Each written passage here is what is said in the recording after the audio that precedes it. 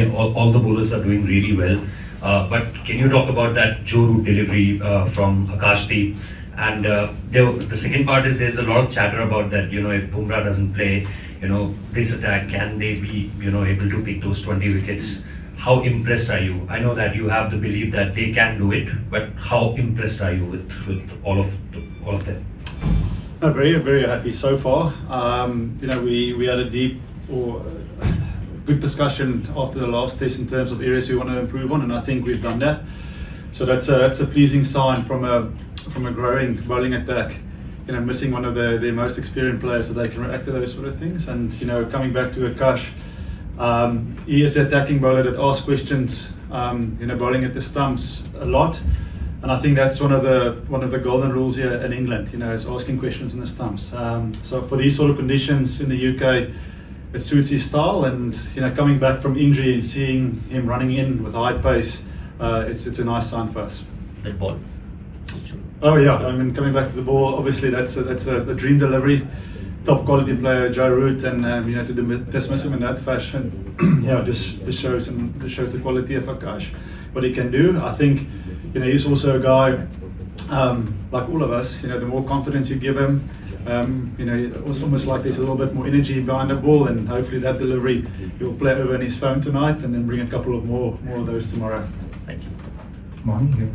Morning, can you just tell us about the challenges of bowling on such batting-friendly pitches, where much of it happens when the ball is relatively new?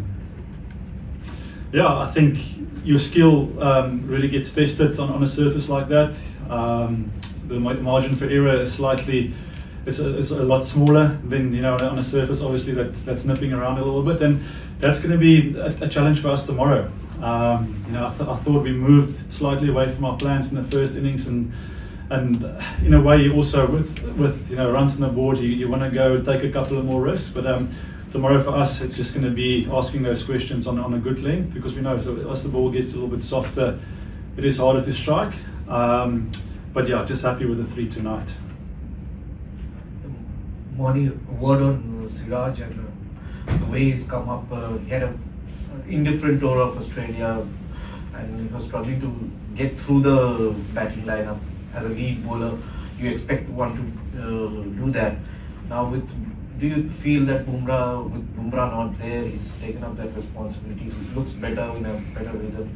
Can you talk about the conversations you had with Siraj? Look, for me, Siraj, he's a guy that I've got a lot of respect for. I think he's a guy that always will put his body, push it to the limits. I think sometimes, the guilty part of him is trying too hard. So for us, it's just managing that sort of aggression, managing that intensity, because he really bowls, with his heart on his sleeve. And he runs in, he wants to put in performance for Team India, and I think sometimes those sort of things can give you that inconsistency. And in this test match, he's now the leader of the attack and he got the wickets up front. But for me, in terms of effort and energy, and with a sore body, he'll put his hand up and he wants to bowl the over. So I don't think sometimes we give him enough credit for that. We always look at the wicket column, but there's some bowlers will do the hard yards and will do the dirty job for the team, and he's that type of bowler that will create you 1 or 2 options. And let's take sometimes the bad spell, accept that as a bowler, and look at the good things that he's doing with the ball. Morne, can you give us an idea of any conversations that might have happened around the timing of the declaration? How many overs were left? How much does the way England play or chase play into that? Especially, I guess, when that there could be a bit of weather around in the morning, a bit of rain about? Yeah, that's a good question. I think that was, we did speak about it a lot sort of during the day. But I think we see that it's still a good wicket. Even our boys were batting quite comfortably there towards the back end. Batting against 4 or 5 runs and over. So with you having the extra day, weather, you can't really control that.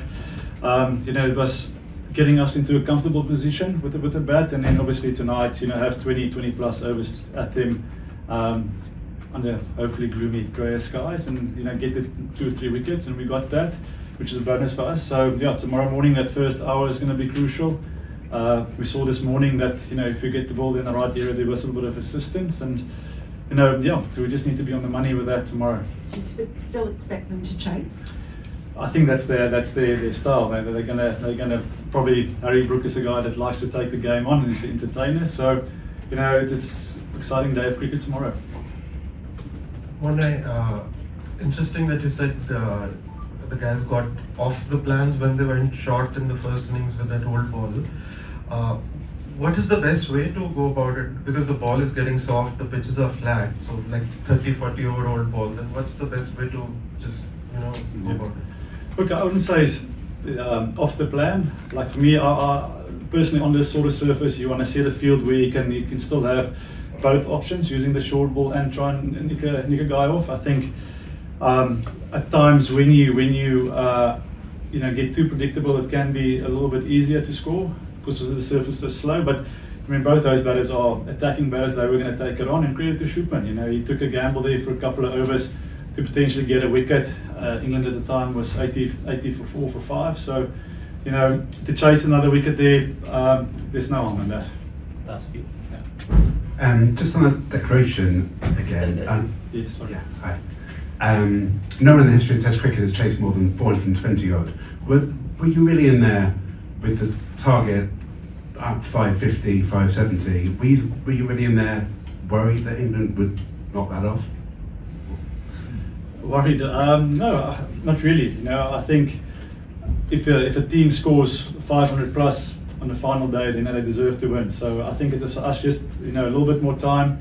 Ideally, give an hour, a little bit more than an hour at them tonight.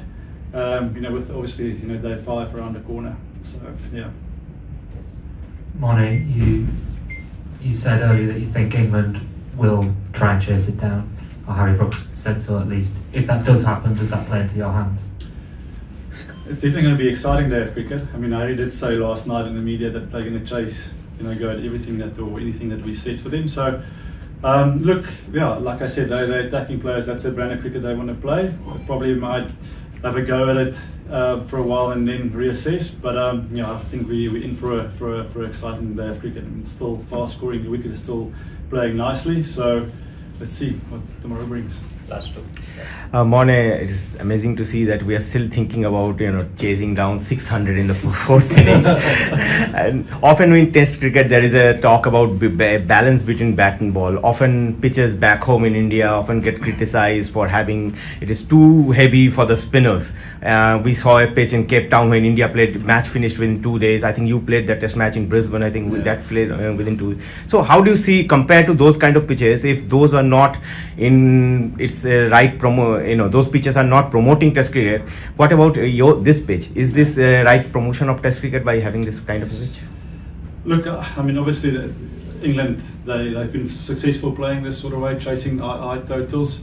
I know a lot of teams would rather prefer to bat out for 3-4 sessions on day 5 and shake hands and take the draw. But that's their thing. They back themselves to bowl teams out, and if teams set them a total of 400, they're happy to take it on. So that's great for the game, it's great for cricket.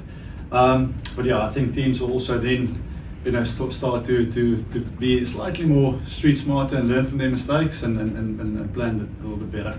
Thank you. Hi Morne. Virat Kohli said on his social media today, well played Starboy, rewriting history, onwards and upwards from here, you deserve all of this. To Shubman Gill, 2 amazing innings this time in Edgbaston as well. What has your team said? What have you said about his performance so far in the game?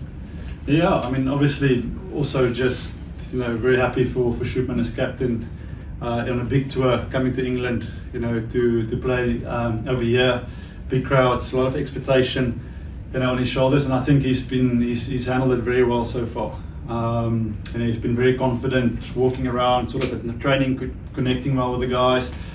And then as a captain and leader, you need to go in the middle and produce the goods. And I think so far he's been exceptional. Hittingly, getting the scores, and now here back to back. So yeah, that's great for your captain if you can front up, because the rest will follow. So yeah, happy for him. Brought to you by Envy, the power of French perfume. Nice perfume. Nice perfume. Envy, the power of French perfume.